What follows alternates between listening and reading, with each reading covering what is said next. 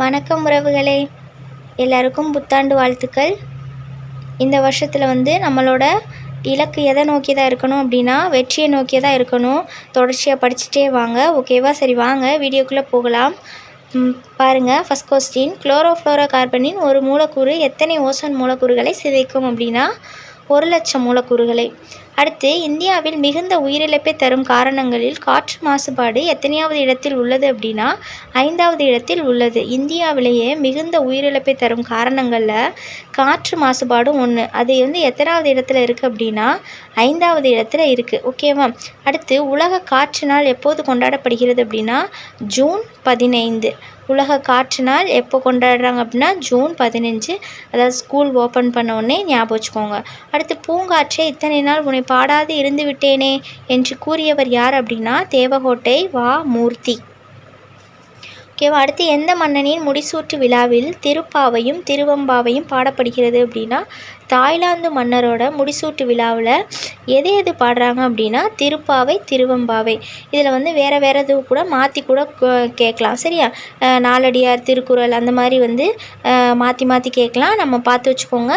திருப்பாவையும் திருவெம்பாவையும் பாடப்படுகிறது. ஓகேவா? அடுத்து, திருவெம்பாவையை இயற்றியவர் யார் அப்படின்னா மாணிக்க வாசகர். திருப்பாவையை இயற்றியவங்க ஆண்டாள், திருவெம்பாவையை இயற்றியவர் மாணிக்க வாசகர். அடுத்து, பச்சை நிழல் இதை எழுதியவர் யார் அப்படின்னா உதயசங்கர். இப்போ பச்சை நிழல் நான் எப்படி ஞாபகம் வச்சுக்கோங்கன்னா நிழல் உதயமாகுது அப்படின்னு ஞாபகம் வச்சுக்கோங்க. இப்போ பச்சை நிலனாலே உதயமாகுது, அப்போ உதயசங்கர் ஞாபகம் வச்சுக்கோங்க. அடுத்து, தவறின்றி தமிழ் எழுதுவோம் இதை எழுதியவர் யார் அப்படின்னா நன்னன். தவறு இல்லாமல் எழுதுனா தானே நல்லா இருக்கும். இப்போ நன்னா இருக்குது அப்படின்னு ஞாபகம் வச்சுக்கோங்க. தவறின்றி தமிழ் எழுதுனா நன்னா இருக்கும். இப்போ நன்னன் ஞாபகம் வச்சுக்கோங்க. நாம் ஏன் தமிழ் காக்க வேண்டும் என்று எழுதியவர் யார் அப்படின்னா முனைவர் சேதுமணி மணியன். பாருங்கள், தமிழ் நம்ம ஏன் காக்கணும் அப்படின்னா கண்ணின் மணி போல் காக்கணும். அப்போ அப்படி ஞாபகம் வச்சுக்கோங்க, சேதுமணி மணியன். அடுத்து, உலகம் 5 பூதங்களால் ஆனது என்று வரையறுத்தவர் யார் அப்படின்னா தொல்காப்பியர். உலகம் 5 பூதங்களால் ஆனதுன்னு சொன்னவர் தொல்காப்பியர் நூலில் சொல்லியிருப்பார். ஓகேவா? அடுத்து, திருமந்திரத்தை இயற்றியவர் யார் அப்படின்னா திருமூலர். திருமந்திரத்தை இயற்றியவர் திருமூலர். அடுத்து பாருங்கள், ஔவையார் என்ன சொல்கிறாங்க அப்படின்னா வாயு வழக்கம் அறிந்து செறிந்தொழுங்கில் ஆயுள் பெருக்கம் உண்டாம் அப்படின்னு சொல்கிறாங்க. இது இந்த வரியை கொடுத்துட்டு இது யார் சொன்னதுன்னு கேட்கலாம். ஔவையார் சொல்லியிருக்காங்க. பாருங்கள், வாயு வழக்கம் அறிந்து செறிந்தடங்கில் ஆயுள் பெருக்கம் உண்டாம். அடுத்து, வாயுதாரணை என்பது யார் எழுதிய அதிகாரத்தில் கூறப்பட்டிருக்கு அப்படின்னா பிற்கால ஔவையார். ஓகேவா? அடுத்து, கிழக்கு என்பதற்கு மற்றொரு பெயர் என்ன அப்படின்னா மற்றொரு பெயர் குணக்கு. கிழக்கு என்பதற்கு மற்றொரு பெயர் குணக்கு. கிழக்கிலிருந்து வீசும் காற்றுக்கு என்ன பெயர் அப்படின்னா கொண்டல் காற்று. கிழக்கிலிருந்து கொண்டுட்டு வராங்க, அந்த மாதிரி ஞாபகம் வச்சுக்கோங்க. அடுத்து, மேற்கு என்பதற்கு என்ன பெயர் அப்படின்னா கிழக்கு அப்படின்னா குணக்கு, மேற்குனா குடக்கு. ஓகேவா? அந்த டா மட்டும்தான் வேறுபடும், பார்த்துக்கோங்க. அடுத்து, மேற்கிலிருந்து வீசும் காற்றுக்கு கோடை காற்று. மேற்கிலிருந்து வீசுகிற காற்று கோடை காற்று. அடுத்து பாருங்கள், வண்டோடு புக்க மணவாய் தென்றல் இந்த வரி எதில் இடம்பெற்றிருக்கு அப்படின்னா சிலப்பதிகாரம். சிலம்புன்னு கொடுத்துருக்காங்கல்ல, சிலப்பதிகாரம். ஓகேவா? அடுத்து, பலபட்டடை சொக்கநாத புலவர் எழுதிய பத்மகிரிநாதர் தென்றல் விடுத்தூது என்னும் சிற்றிலக்கியத்தில் பெண்ணொருத்தி என்ன சொல்கிறாங்க அப்படின்னா நன்தமிழும் தன் பொருணை நன்னதியும் சேர் பொறுப்பேர் செந்தமிழின் பின்னுதித்த தென்றலேன்னு சொல்கிறாங்க. இதில் பாருங்கள், இதில் எத்தனை ஒன்வேர்டு வரும் அப்படின்னா ஃபஸ்ட்டு பலபட்டடை சொக்கநாத புலவர் அவர் எழுதியது என்ன அப்படின்னா பத்மகிரிநாதர் தென்றல் விடுத்தூது. இல்லை அப்படின்னா பத்மகிரிநாதர் தென்றல் விடுத்தூது எழுதியவர் பலபட்டடை சொக்கநாத புலவர். இந்த பத்மகிரி தென்றல் விடுத்தூது என்ன இலக்கியம்னா சிற்றிலக்கியம். ஓகேவா? அடுத்து, பழங்காலத்தில் கடல் கடந்த பயணங்கள் எல்லாமே இந்த காற்று லெசன் தானே இப்போ பார்த்துட்ருக்கோம். இந்த பாய்மர கப்பல் இதெல்லாமே காற்றோட உதவியால் தான் இயங்கியிருக்கு அப்படின்னு சொல்கிறாங்க. இந்த பாய்மர கப்பல்கள்லாம் காற்றோட திசையை நோக்கி தான் போயிருக்கு. அது காற்று எந்த பக்கம் வீசுதோ அந்த மாதிரி அந்த பாய்மர கப்பல்கள் அமைச்சிருப்பாங்க. ஓகேவா? அது புறநானூரில் எப்படி சொல்கிறாங்க அப்படின்னா நளியிரு முன்னீர் நாவாய் ஓட்டி வழித்தொழில் ஆண்ட உறவோன் மருக களியியல் யானை கரிகால் வளவ அப்படின்னு சொல்கிறாங்க. இந்த வரியை நோட் பண்ணிக்கோங்க. இது புறநானூறு. அடுத்து, பலபட்டடை சொக்கநாத புலவர் எழுதிய சிற்றிலக்கியத்தின் பெயர் என்ன அப்படின்னா பத்மகிரிநாதர் தென்றல் விடு தூது. அடுத்து, ஹிப்பாலஸ் என்பவர் யார் அப்படின்னா கிரேக்க கிரேக்க மாலுமி. இவர் வந்து ஒரு கிரேக்க மாலுமி ஹிப்பாலஸ். ஹிப்பாலஸ் எந்த நூற்றாண்டை சேர்ந்தவர் அப்படின்னா பொது ஆண்டு 1ஆம் நூற்றாண்டையே சேர்ந்தவர் இவர். அடுத்து ஹிப்பாலஸ் எந்த துறைமுகத்திற்கு விரைவாக செல்லும் வழியை கண்டுபிடிச்சிருக்காரு அப்படின்னா முசிறி துறைமுகத்துக்கு வந்து விரைவாக போகிறதுக்கான ஷார்ட் ரூட்டை இவர் கண்டுபிடிச்சிருக்காரு. ஹிப்பாலஸ் அப்படின்னு பெயர் வச்சவங்க யார் அப்படின்னா யவனர்கள். ஓகேவா, ரொம்ப முக்கியம், இதை அடிக்கடி கேட்டிருக்காங்க, இந்த கொஸ்டின் நோட் பண்ணிக்கோங்க. அடுத்து கரிகால் பெருவளத்தானை புகழ்ந்து பாடிய பெண்பால் புலவர் யார் அப்படின்னா வெண்ணி குயத்தியார். கரிகால்னா கருப்பாக இருக்கவங்க கருப்பாக இருக்கவங்கள பார்த்து வெள்ளையாக இருக்கவங்க பாடியிருக்காங்க. அப்போ கரிகால் பெருவளத்தான் வந்தாலே வெண்ணி குயத்தியார் ஞாபகம் வச்சுக்கோங்க. அடுத்து தென்மேற்கு பருவக்காற்றின் மாதங்கள் எது அப்படின்னா ஜூன் முதல் செப்டம்பர். தென்மேற்கு ஜூன் முதல் செப்டம்பர், அதாவது ஸ்கூல் தொடங்குனது காலாண்டு எக்ஸாம் வரைக்கும் தென்மேற்கு பருவக்காற்று ஞாபகம் வச்சுக்கோங்க. அடுத்து வடகிழக்கு பருவக்காற்றின் மாதங்கள் அக்டோபர் முதல் டிசம்பர். தென்மேற்கு முடிஞ்சு அப்புறம் வடகிழக்கு வந்து அக்டோபர் முதல் டிசம்பர், அந்த அரையாண்டு இதை ஞாபகம் வச்சுக்கோங்க. அடுத்து வழிமிகின் வழி இல்லை. வழிமிகின் வழி இல்லை அப்படின்னு சொன்னவங்கன்னா ஐயூர் முடவனார். ஓகேவா, அந்த செகண்ட் இருக்க அந்த வலியை ஞாபகம் வச்சுக்கோங்க. வலி வந்து ஐயோ அப்படின்னு சொல்லி கத்துவோம், முடமாயிட்டாலும் வலிக்கும். ஓகேவா, அப்போ முடம் அப்படின்னு வந்தாலே முடவனார் வந்தாலே வலியை ஞாபகம் வச்சுக்கோங்க. இது போன்ற அதுக்கப்புறம் இதை பாருங்கள், இதே போன்று மதுரை இளநாகனார் வந்து புறநானூரில் என்ன சொல்கிறார் அப்படின்னா கடுங்காற்று மணலை கொண்டு வந்து சேர்க்கிறது. அதை வரையும் நோட் பண்ணிக்கோங்க. கடுங்காற்று மணலை கொண்டு வந்து சேர்க்கிறது சொன்னவர் வந்து யார் அப்படின்னா மதுரை இளநாகனார். ஓகேவா, அடுத்து இந்தியாவிற்கு தேவையான எத்தனை விழுக்காடு மழையை வந்து தென்மேற்கு பருவக்காற்று கொடுக்குது அப்படின்னா 70% மழை வந்து இந்தியாவிற்கு தென்மேற்கு பருவக்காற்றால் தான் கிடைக்கிது. ஓகேவா, வடகிழக்கா தென்மேற்கா அந்த மாதிரி மாற்றி கேட்பாங்க. தென்மேற்கு பருவக்காற்று ஞாபகம் வச்சுக்கோங்க. ஓகேவா, அந்த தென்மேற்கு பருவக்காற்று அந்த பாட்டை ஞாபகம் வச்சுக்கோங்க.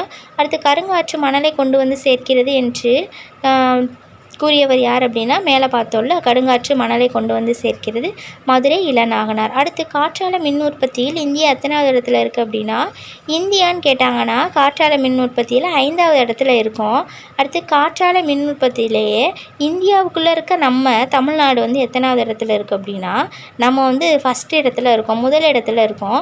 அடுத்து காற்றை மாசுபடுத்தும் நாடுகளில் உலக அளவில் இந்தியா எத்தனாவது இடத்தில் உள்ளது அப்படின்னா உலக அளவில் காற்றை மாசுபடுத்துகிற நாடுகளில் நம்ம 2ஆவது இடத்துல இருக்கோமா.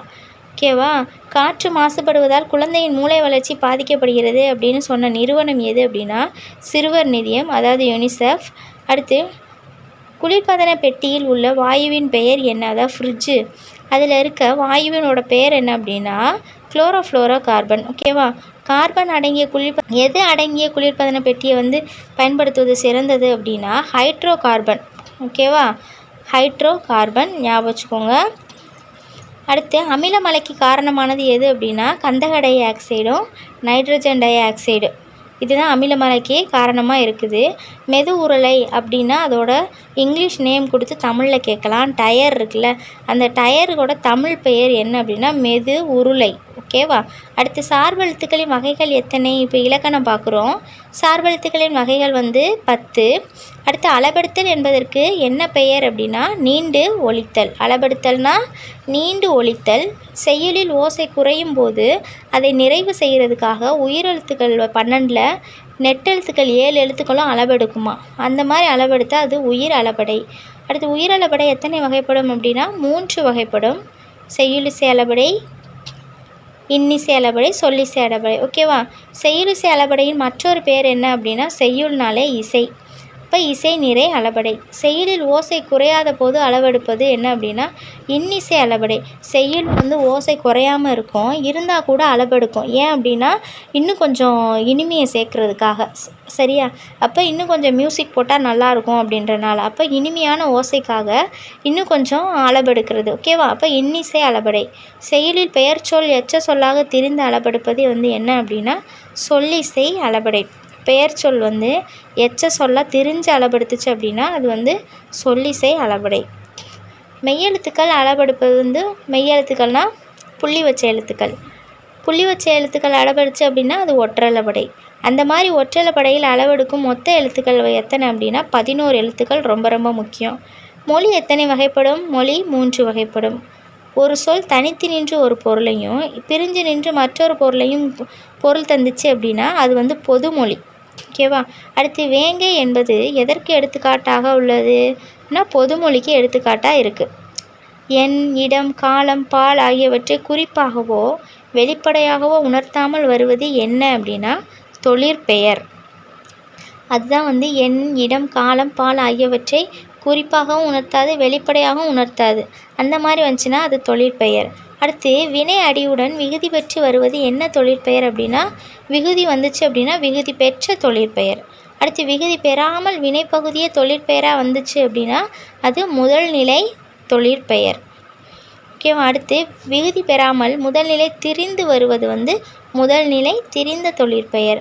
அடுத்து தொழிற்பெயர் காலம் காட்டாது. சரியா தவறா? சரி. வினையால் அணையும் பெயர் காலம் காட்டும். சரியா தவறா? ஆமாம். வினை வந்து வினைனா ஒரு செயலை குறிக்கிறது. அது எப்போ செஞ்சாங்க அப்படின்றத காலத்தை காட்டும். ஓகேவா. அப்போ சரி. மூவினத்திற்கும் உரியது எது அப்படின்னா வினையால் அணையும் பெயர் ரொம்ப முக்கியம். அடுத்து பாருங்கள், நமச்சிவாயர் என்ன சொல்கிறார் அப்படின்னா தேனினும் இனியனர் செந்தமிழ் மொழியே தென்னாடு விளங்குகிற திகழும் தென்மொழியே ஊனினும் ஒளிர்வுறும் ஒண்டமிழ் மொழியே. இதில் பாருங்கள் ஃபுல்லாக மொழியே மொழியே மொழியேன்னு சொல்லியிருப்பேன். இதில் ஏதாவது ஒரு 2 வரியை எடுத்து கேட்டு இந்த வரிக்கு சொந்தக்கார் யார் அப்படின்னு கேட்பாங்க. சரியா. அடுத்து பாருங்கள், வானினும் ஓங்கிய வண்டமிழ் மொழியே மாந்தரு கிணங்கா வயங்குனன் மொழியே தானனி சிறப்புன்னு தனித்தமிழ் மொழியே தழைத்தினி ஓங்குவாய் தண்டமிழ் மொழியே. இப்படி சொன்னவர் யாருன்னா நமச்சிவாயர். இப்போ மொழியேன்னு நமச்சிவாய பண்ணிக்கிட்டு இருக்காங்க. ஓகேவா. அடுத்து படற்கைக்கு மட்டும் உரியது எது அப்படின்னா தொழிற்பெயர். படற்கைக்கு மட்டும் உரியது தொழிற்பெயர். மூவினத்திற்கும் உரியது வினையாளனையும் பெயர். ஓகேவா. இந்த வீடியோ எப்படி இருந்துச்சு என்னன்னு சொல்லி எனக்கு கமெண்ட் பண்ணுங்கள். உங்களுக்கு யூஸ்ஃபுல்லாக இருந்துச்சு அப்படின்னா ஃப்ரெண்ட்ஸுக்கும் ஷேர் பண்ணிக்கோங்க. மறக்காமல் சப்ஸ்கிரைப் பண்ணி வச்சுக்கோங்க நம்ம சேனலை. ஓகே. விடாமுயற்சியோடு படிங்க. இந்த வருஷம் எப்படியாவது வெற்றிக்கனியை பறிச்சே ஆகணும். வெற்றிக்கனியை பறிச்சிருங்க. தேங்க்யூ.